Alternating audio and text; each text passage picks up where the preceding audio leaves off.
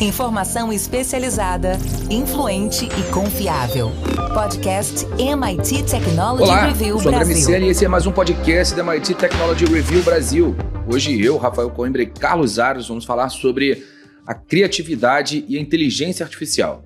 A IA pode aumentar nossa criatividade através de ferramentas e práticas, mas existem limitações como a dependência dos dados existentes, desafios de originalidade e de propriedade intelectual. A gente vai entender hoje como esses desafios e oportunidades podem ser explorados e como a gente vai gerar essa nova fase de uma parceria humano-computador. Mas, antes de começar, eu quero dizer que esse podcast é um oferecimento do SAIS, líder em Analytics, e também te convidar para entrar para a nossa comunidade lá em www.mittechreview.com.br/assine. Rafa Coimbra.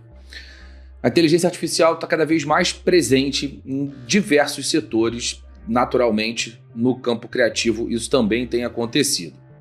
No entanto, a gente precisa refletir se essa colaboração realmente amplia a nossa criatividade ou se apenas nos guia em campos, dentro de limites pré-estabelecidos.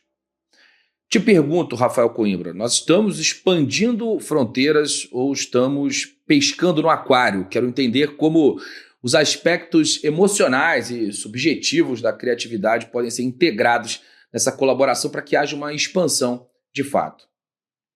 André, a gente está vendo um movimento que pode ser analisado em dois períodos, vamos colocar assim, no curto prazo e no médio e longo prazo.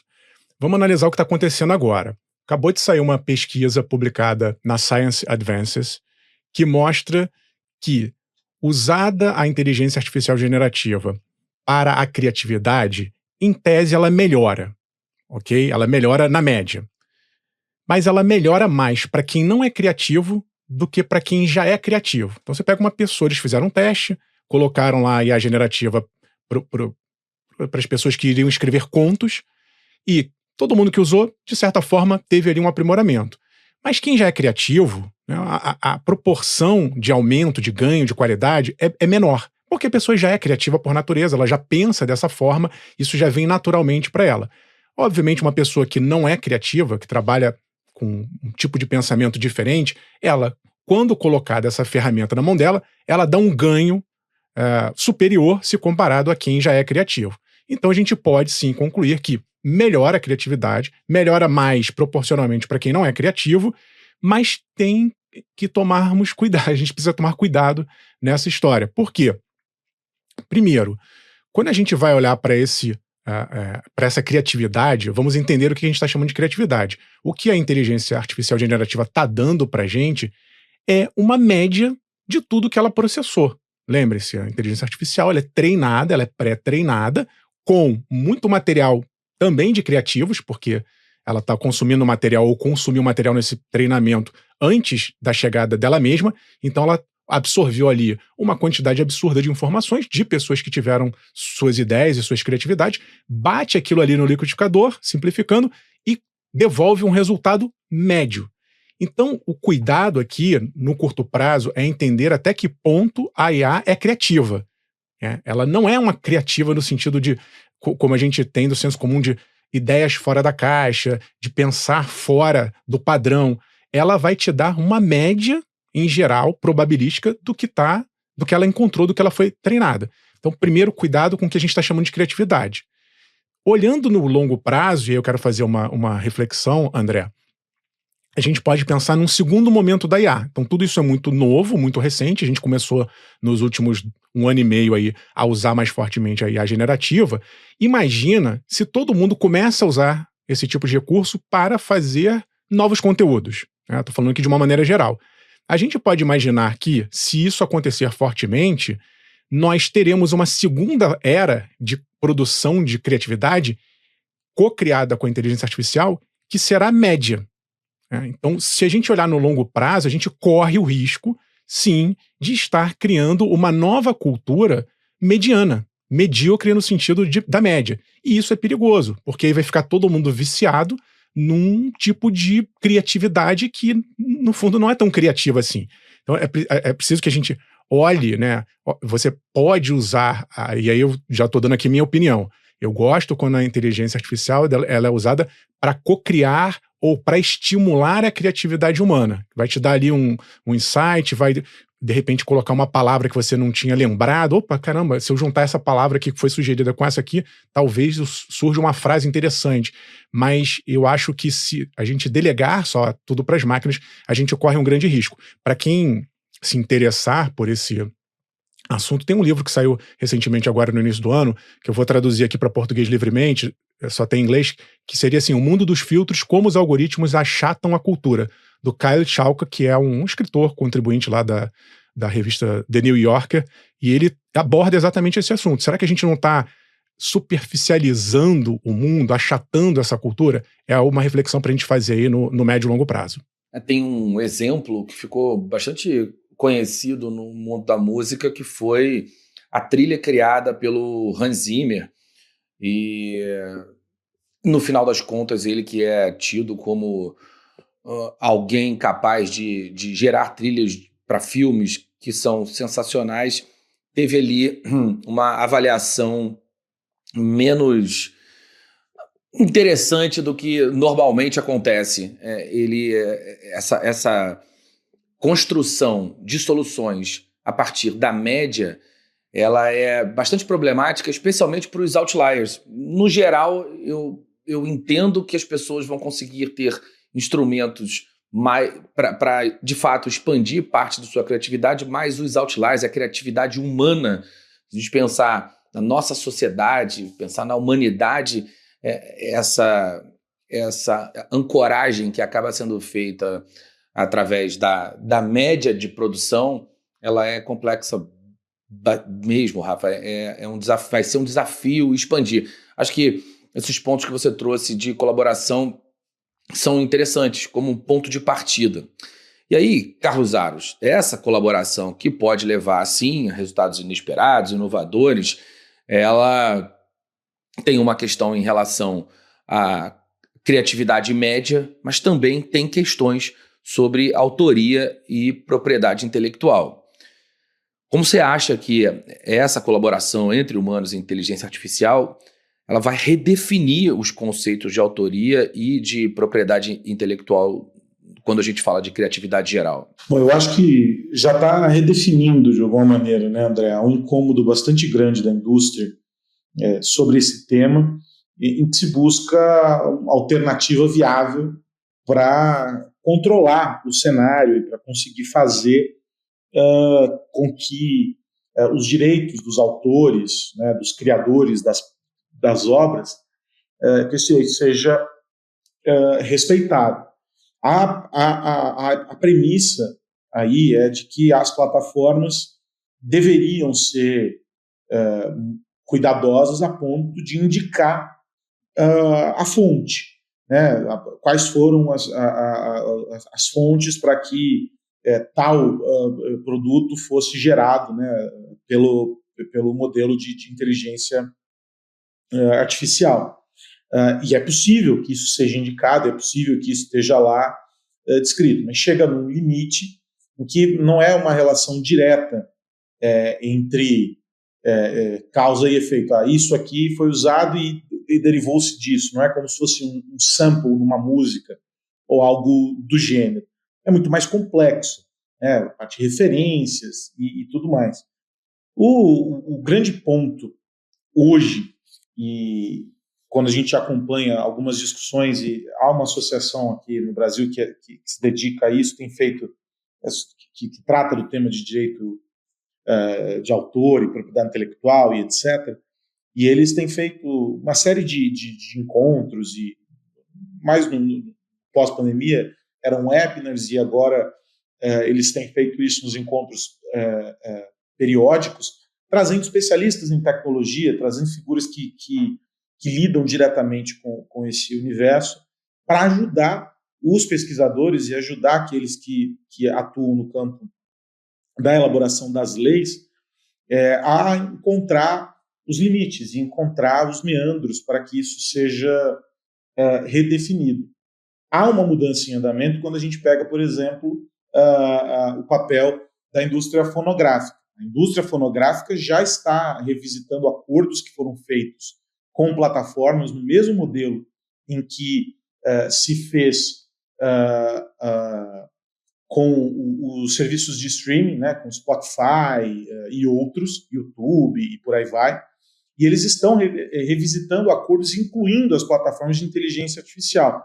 Nós, há alguns dias, publicamos um artigo no site que dá conta dessa transformação, falando sobre a indústria fonográfica. Então, a gente tem movimentos setoriais, e aí vale aquela história, sempre, né, para tudo, farinha pouca, meu pirão primeiro. Aqueles que foram sendo afetados, que conseguiram encontrar brechas e espaços mais evidentes para atuar, foram atuando. Aqueles em que não há um corporativismo tão forte, em que o segmento não atua de maneira coordenada, tem resultados menores. No caso da indústria fonográfica, o que se tem já é uma pressão enorme, com novos acordos sobre as plataformas, sobre que tipo de arquivos, né, dados são utilizados e a maneira como eles são refeitos e apropriados para a construção de novas peças. E aí você tem ali uma questão importante para ser endereçada, talvez não com o modelo final, mas já endereçada. Agora, o mercado editorial, os artistas plásticos estão desesperados, né, com obras sendo criadas e tal, e muitas usam, claro, flagrantemente referências em obras que a gente consegue reconhecer. Então, tudo isso ainda está num campo bastante nebuloso.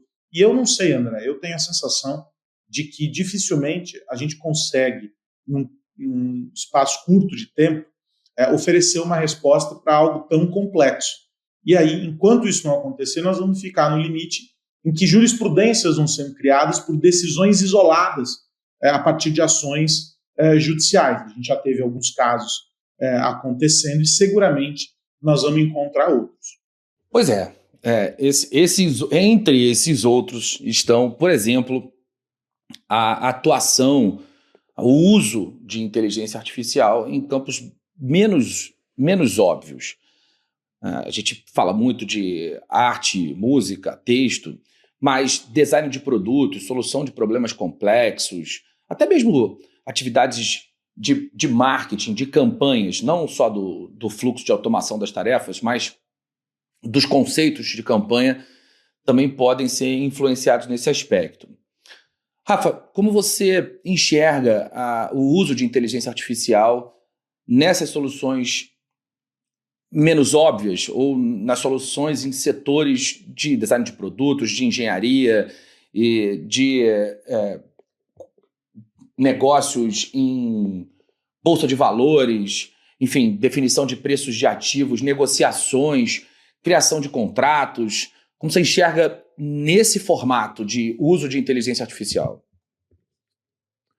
Olha, André, acho que se a gente for ampliar o uso da IA generativa, colocando dentro de, por exemplo, um contexto de negócios, também é preciso que a gente reflita muito antes de usar a ferramenta. Houve um período ali, na euforia do lançamento do ChatGPT, muita gente achando que isso seria uma ferramenta milagrosa, que resolveria todos os problemas, e o que a gente entende hoje é que não. É que se não houver estratégia, se não houver um direcionamento dessa inteligência artificial, a coisa pode dar errado. Então, vou dar aqui, vou citar um outro caso, um outro artigo que envolve pesquisadores do MIT e de Harvard, e eles chegaram à conclusão que existem 2 profissionais que podem usar a inteligência artificial e podem se dar bem ou mal, dependendo do uso. Eles estão chamando trabalhadores centauro e trabalhadores ciborgue. Os centauros são aqueles que usam a inteligência artificial de uma forma em que se delega para a IA fazer uma tarefa, mas não está se entendendo o que ela está fazendo, depois você pega aquele resultado e trabalha em cima dele.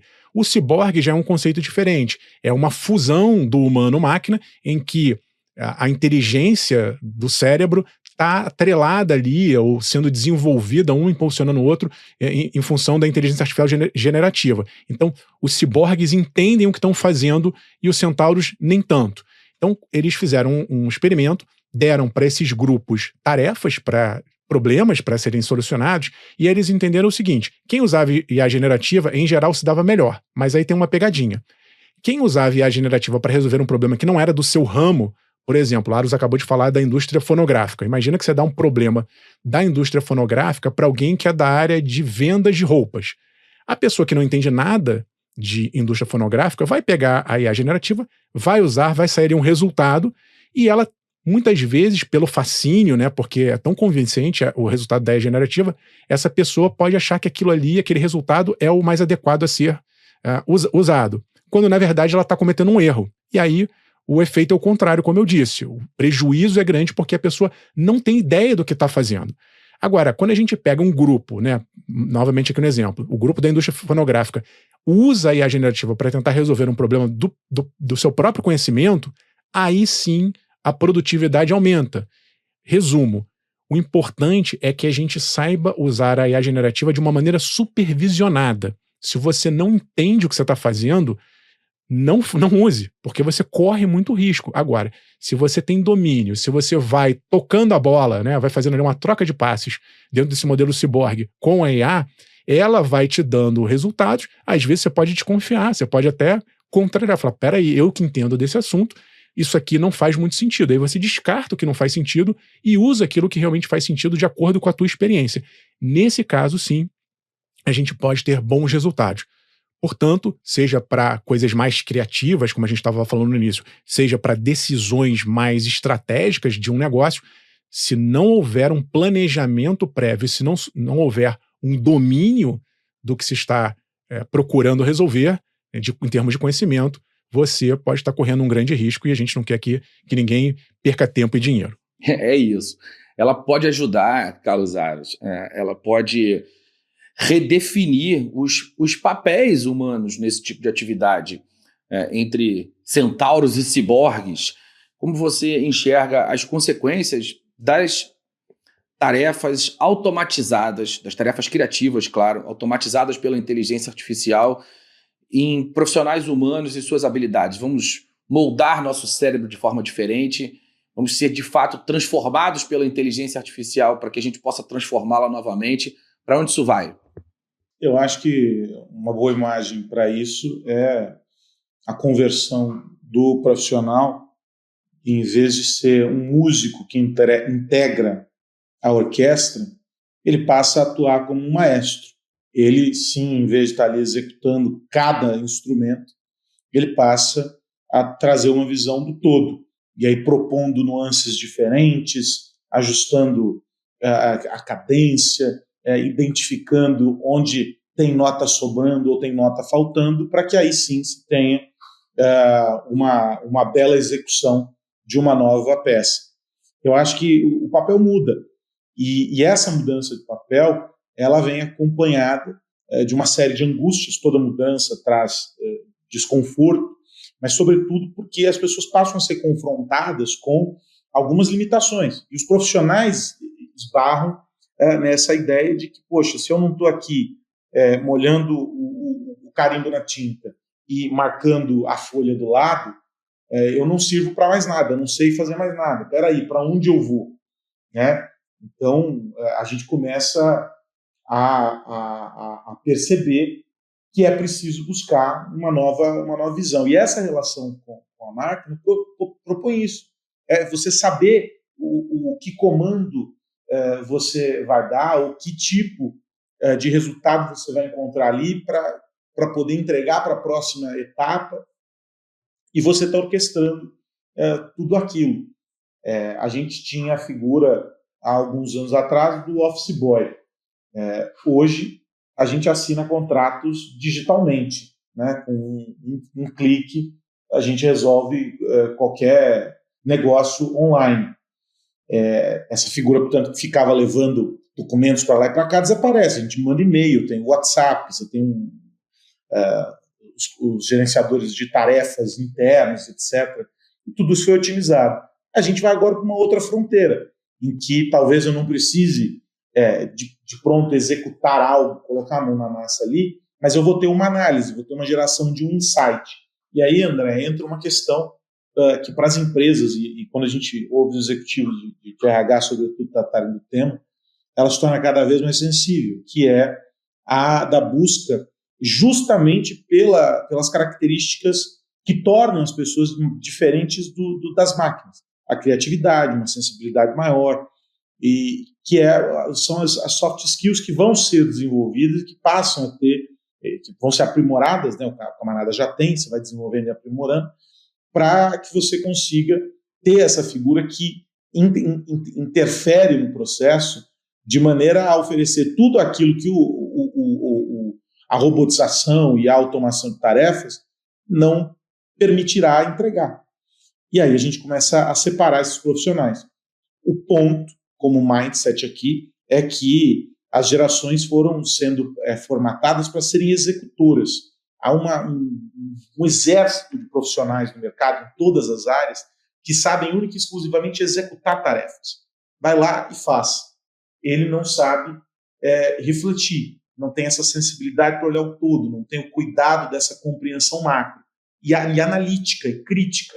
E acho que esse é um novo momento do profissional, do indivíduo, nessa nova organização que traz a inteligência artificial para o centro. Ela talvez não seja tão criativa, porque usa, e aí o Rafa já fez essa explicação muito bem, e vai trazer um cenário mais mediano, porque ela reúne ali as referências do meio. Agora, o indivíduo que precisa ser, esse sim, brilhante. O problema está nessa conversão. O ponto que me deixa preocupado, e aí essa é talvez a porção mais cética aqui da análise, é que, apesar de estarmos incluindo inteligência artificial e outras tecnologias que têm oferecido perspectivas bem interessantes, nós ainda estamos formando profissionais que chegam ao mercado com a mesma mentalidade de 20 ou 30 anos atrás. Operacionais, executores, pouco críticos e pouco analíticos. E aí isso é um problema, porque eu tenho um recurso que me demanda outras características, mas essas outras características não estão sendo desenvolvidas. E aí a gente pode não ter mão de obra para trabalhar em qualidade, e aí sim, nem a máquina vai entregar aquilo que ela deveria e que poderia, e nem o ser humano. E aí nós vamos ter duas metades que juntas não farão o inteiro. É isso. Vamos continuar acompanhando em todos os aspectos de influência de inteligência artificial. Talvez esse ainda seja o mais nebuloso, porque a criatividade vai se alterando ao longo do tempo de maneiras ainda pouco conhecidas. O nosso cérebro evolui, claro, mas ainda não é tão óbvia a correlação entre o que a gente faz para ele mudar e como ele muda de fato. E isso, claro, gera caminhos muito diferentes em cada indivíduo ao usar a inteligência artificial. Por isso, gerar essa média é tão complexo. É muito diferente de usar IA, por exemplo, num exame de imagem para identificar um tumor. Está certo ou errado, ou ter um catálogo de alternativas que é muito maior do que um médico tem, naturalmente. E, é claro, o médico pode dar suporte a esse processo, mas é muito mais óbvio o que vai acontecer em alguns campos de uso de inteligência artificial. No que diz respeito à criatividade, a gente ainda tem muito para discutir, testar e acompanhar aqui na MIT Technology Review, meus amigos. Enquanto isso, a gente vira a chave e eu pergunto para o Rafa Coimbra. Rafa, no que você vai ficar de olho essa semana? O que mais você precisa saber? André, estou de olho no futuro dos carros elétricos. A gente está vendo algumas movimentações. De um lado, a China fortemente agressiva com exportação de carros elétricos, mas do outro lado a gente tem diversos países que estão começando a se incomodar, não só com essa presença, essa chegada de carros chineses, mas também repensando suas produções. Aí estou falando de montadoras. Então, nos Estados Unidos, por exemplo, a gente recentemente viu algumas grandes montadoras, estou falando de Ford, de GM, pisando no freio, para ficar aqui na metáfora automobilística, em produção de veículos elétricos e voltando o foco para os carros a combustíveis fósseis. Também, nesses últimos dias, a gente tem acompanhado aí a corrida eleitoral norte-americana. Sabemos aí que o Joe Biden desistiu E o Trump, ele, outro dia, num dos discursos dele, ele falou que iria tirar os incentivos da indústria automobilística, especificamente para carros elétricos, para salvar a própria indústria automobilística. Então, a gente tem aí, possivelmente, caso o Trump vença, uma mudança de direção em relação a esse aspecto nos Estados Unidos. Para não parecer que eu estou politizando aqui, se a gente vier para o Brasil, o governo brasileiro, que está em campo oposto, ideologicamente falando, também está com uma postura muito restritiva. Aumentou nesse início de ano, colocou a taxação sobre os carros elétricos. Para você ter uma ideia, a taxação ela é progressiva. No meio de 2026 vai chegar a 35% a taxação de carros importados elétricos. E aí o discurso é muito parecido. Olha, a gente precisa proteger a nossa indústria nacional, a gente precisa estimular as montadoras aqui a gerar emprego, etc, etc. A gente já conhece esse discurso. Então, o equilíbrio, eu entendo, né, que para governantes do mundo inteiro seja muito difícil você ou defender a indústria local ou fazer o ajuste da transição energética mundial. O governo fica ali pressionado, né, governos de uma maneira geral, dos dois lados, mas eu acho que a gente, enquanto sociedade, precisa rediscutir, né, até que ponto a gente vai proteger a indústria nacional? Beleza, vamos incentivar a produção de carros elétricos nacionais? Talvez seja um caminho, mas se a gente começar a regredir do ponto de vista de transição energética e reinvestir numa indústria que a gente sabe que deveria estar com os dias contados, eu acho isso muito ruim do ponto de vista tecnológico e da transição energética. E você, Carlos Aros, de olho em quê? No movimento interessante, André, que vem sendo registrado no mundo corporativo desde o final, do meio, na verdade, do ano passado, e o ano passado conseguiu consolidar isso, e esse ano já ultrapassou a perspectiva.